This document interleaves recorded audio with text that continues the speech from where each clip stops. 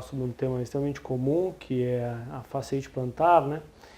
A fasciite plantar, do ponto de vista teórico, a gente prefere chamar hoje em dia de fasciopatia plantar, porque a gente entende que esse é um quadro mais degenerativo, crônico da fascia plantar do que propriamente agudo, né? A fascia plantar é um ligamento, é um grande ligamento que fica entre o calcanhar, na região da planta do pé, que vai do calcanhar até os dedos menores. E é um ligamento rico em tecido de colágeno, um tecido que é rico em colágeno. Ele é pouco elástico, tem pouca elastina e ele tem várias funções. Então, além dele proteger as estruturas neurovasculares, estruturas musculares tendíneas que estão na planta do pé, ele também absorve bastante carga durante a nossa marcha, durante a nossa pisada, durante a nossa corrida. E ele também tem uma função bastante importante na nossa saída do solo, né? Então a fascia plantar tem essas características muito importantes do nosso dia a dia. É um dos órgãos-chave aí que o ser humano desenvolveu para de quadrúpede virar bípede, né? Conseguir ficar de pé. Então a fasciite plantar, como eu disse, é um quadro degenerativo crônico da fascia plantar. Tem vários nomes aí populares por trás disso, né? O esporão calcâneo, a talalgia, né, que seria uma síndrome que engloba a fasciite plantar, e ela geralmente acomete pacientes de 40 a 60 anos de idade, um pouco mais prevalente em mulheres, mas ela tem uma incidência que a gente chama de bimodal, né? A gente pega dois perfis de pacientes diferentes. Então temos aquele paciente mais atlético, mais corredor, um paciente que tem mais sobrecarga de treinamento, e tem aquela paciente, geralmente mulher, sedentária, com um pouco de sobrepeso, que não pratica nenhuma atividade física, mas também desenvolve a fasciite plantar.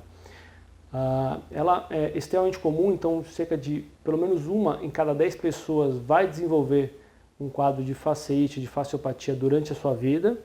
Ela acomete cerca de 2 milhões de americanos por ano, então é uma doença bastante prevalente, bastante comum assim na prática diária, seja do ortopedista, do clínico geral, do médico do esporte, do geriatra, do ginecologista. Então, qualquer profissional de saúde provavelmente algum dia na sua vida vai se deparar com uma fasciite plantar. A fasciite plantar ela tem diversas causas, assim, né? As causas não estão muito bem estabelecidas, né? Mas parece ser um processo degenerativo crônico da fascia plantar por sobrecarga. Então a gente faz pequenas lesões nesse ligamento, nessa fascia, e a gente tem uma dificuldade em regenerar essas pequenas lesões, em cicatrizar essas pequenas lesões, e nessa dificuldade de cicatrizar essas pequenas lesões a gente cria um processo, um quadro degenerativo dessa fascia, que é o que causa a dor nessa região.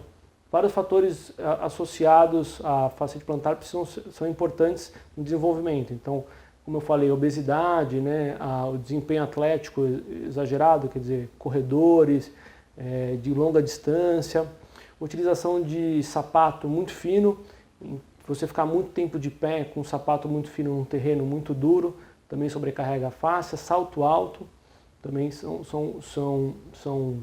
condições que estão associadas à fasciite plantar. O quadro clínico, geralmente o paciente vai se apresentar com uma dor na região plantar do pé, na região do calcanhar, na região do final ali do calcanhar, vamos dizer assim, na transição do calcanhar para o arco plantar ali do pé, que pode até irradiar para a região da face, até a região dos dedos. Geralmente é uma dor que a gente chama de insidiosa, né? Então ela aparece mais na primeira pisada. Então o paciente de manhã, na hora que coloca o pé no chão, que sai da cama, vai sentir dor na região da fascia plantar, e essa dor no decorrer do dia, no decorrer das atividades diárias do paciente, ela vai melhorar.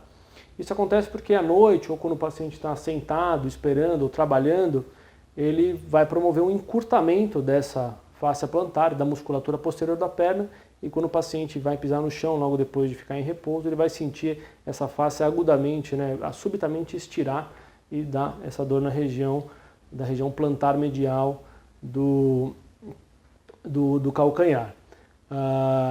Além disso, tem uma das etiologias que mais importantes aí também, uma das causas mais importantes para a fascia plantar, vai aparecer nos pacientes com fasciite plantar, que geralmente encurtamento. Então, tanto o encurtamento da face plantar, a face está mais encurtada, mas também com a musculatura da panturrilha, do tendão de Aquiles, a musculatura que a gente chama de cadeia posterior da perna, da coxa e do quadril. Então essas musculaturas geralmente são encurtadas em pacientes que têm fascite plantar, sejam eles sedentários ou atletas.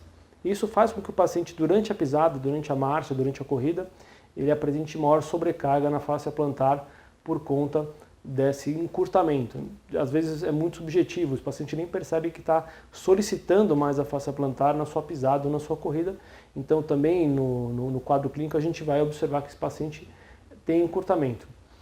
O diagnóstico dessa doença é clínico. A gente faz o diagnóstico baseado na história que o paciente conta. Então, geralmente, essa dor que eu falei na primeira pisada, no início do movimento, e que melhora com o passar do dia, com a caminhada ou com o exercício, né? E também o paciente vai ter dor na região da origem da face plantar, como eu falei, naquela transição entre o calcanhar e o arco plantar longitudinal medial. O diagnóstico, como eu disse, é clínico. Você só com a história com o exame físico já consegue fechar o diagnóstico de fascite plantar. Tem alguns outros diagnósticos que podem causar dor nessa região que devem ser excluídos pelo médico, como por exemplo alguma compressão de nervo que passa por ali, ou alguma fratura por estresse do calcanhar, alguma outra tendinite daquela região. Mas um médico habilitado, um ortopedista habilitado que tem conhecimento dessa doença, consegue fazer o diagnóstico só com o exame físico. As radiografias, elas servem mais para excluir qualquer diagnóstico diferencial, como eu disse, qualquer diagnóstico que possa causar dor nessa região. E é muito comum que nessas radiografias a gente encontre o que os pacientes se preocupam mais, que é o esporão calcâneo, né? Então muita gente procura o médico achando que o esporão é o causador da fascite plantar, ou na verdade o esporão seria a fascite plantar. Isso não é verdade. O esporão, que é aquela projeção óssea na região inferior do calcanhar ali, ele na verdade ele está só associado à fascite plantar. Então, cerca de 75% da população que tem fascite plantar tem esporão, mas 63% dos pacientes que não têm fascite plantar também têm um esporão. Então não há uma relação de causalidade entre o esporão e a face plantar. O esporão parece ser muito mais secundário ao quadro degenerativo crônico que acontece ali do que propriamente a causa da fascite plantar. E ele também não muda de maneira alguma o prognóstico, quer dizer, quem tem esporão geralmente tem que ir mais para a cirurgia de jeito nenhum. Então o paciente que tem esporão, ele vai melhorar do mesmo jeito do paciente que não tem esporão, ele vai precisar das mesmas coisas que o paciente que não tem esporão. Então isso não muda nada no prognóstico também, e também no tempo de recuperação, nada disso. O esporão é só um achado que geralmente aparece junto da fascite plantar e não deve ser valorizado de maneira alguma, somente quando a gente for pensar em algum procedimento cirúrgico, que é a grande minoria dos casos, a gente pensa em manejar o esporão, mas como eu disse, é muito raro que a gente chegue nesse ponto. O tratamento da fascite plantar, ele é essencialmente não cirúrgico, ele é essencialmente conservador, é essencialmente clínico. E como eu disse para vocês que a etiologia da doença, né, quer dizer, a causa da doença é o encurtamento da musculatura posterior da perna, e você tem os fatores adjuvantes, como eu falei, o salto, sobrecarga esportiva, mas esse encurtamento é o que a gente vai focar no nosso tratamento conservador. Então, ele é baseado na melhora, no alongamento dessas estruturas, no alongamento da face, no alongamento da panturrilha, do tendão de Aquiles, da musculatura posterior da perna e da coxa, e também no fortalecimento da musculatura do pé, da musculatura que a gente chama intrínseca do pé, mas é basicamente alongamento. Isso, claro, é feito em conjunto com um fisioterapeuta inicialmente, o paciente procura é encaminhado pelo médico para a fisioterapia, para que na fisioterapia ele possa desenvolver um alongamento mais efetivo, desenvolver estratégias de alongamento, mas o paciente também tem que levar isso para o seu dia a dia. Tem que fazer o alongamento todo dia, pelo menos umas 2 vezes por dia, para que ele possa alcançar a efetividade nesse alongamento e possa perceber, geralmente com 3, 4 semanas, quer dizer, uma melhora a médio prazo, que essa face está começando a melhorar. Esse tratamento baseado em alongamento e fortalecimento intrínseco da musculatura, que é feito pelo médico, pelo fisioterapeuta, principalmente pelo paciente, ele tem uma efetividade de mais de 98%, ou seja, a grande maioria dos pacientes vai melhorar com o tratamento não cirúrgico, com esse tratamento que eu acabei de dizer.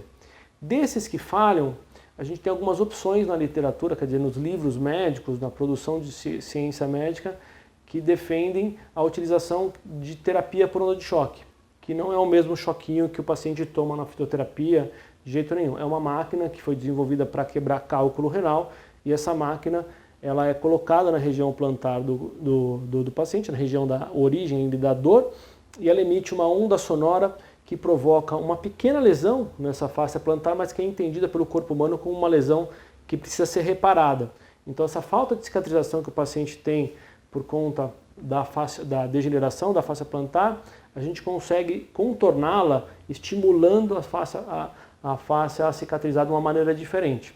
Então a terapia por onda de choque nos pacientes que são refratários, quer dizer, que não melhoram com o tratamento conservador, ela também tem boa evidência científica para ser aplicada. Outras terapêuticas, como por exemplo a infiltração de corticoide, infiltração de hormônio, né, lá nessa região, essa é uma terapêutica já proscrita, a gente abandonou. A gente não recomenda que os pacientes façam infiltração na fáscia plantar, porque isso aumenta a sua chance de romper a fáscia plantar ou de ter alguma complicação de pele por conta da infiltração. Então a gente só usa a infiltração, ortopedistas, reumatologistas ou outros profissionais de saúde, quando realmente o paciente não tem outra opção e também ele tem assim, condição única de receber só uma infiltração, porque de maneira geral a gente não recomenda que esse paciente receba uma infiltração local. Outras infiltrações, quer dizer, outras injeções locais com outros